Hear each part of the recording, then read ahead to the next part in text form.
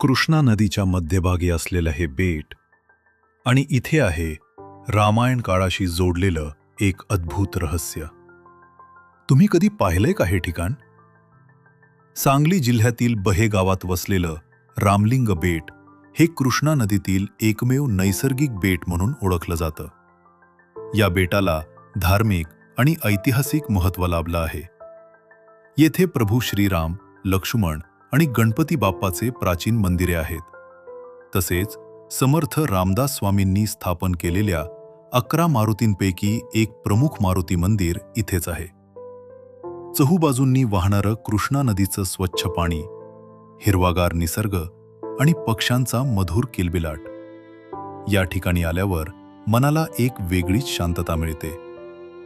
फॅमिलीसोबत one day ट्रिपसाठी ही जागा एकदम परफेक्ट आहे. तुम्ही इथे भेट दिली आहे का? कमेंटमध्ये नक्की सांगा. आणि अशाच महाराष्ट्रातील सुंदर ठिकाणांसाठी फॉलो करायला विसरू नका.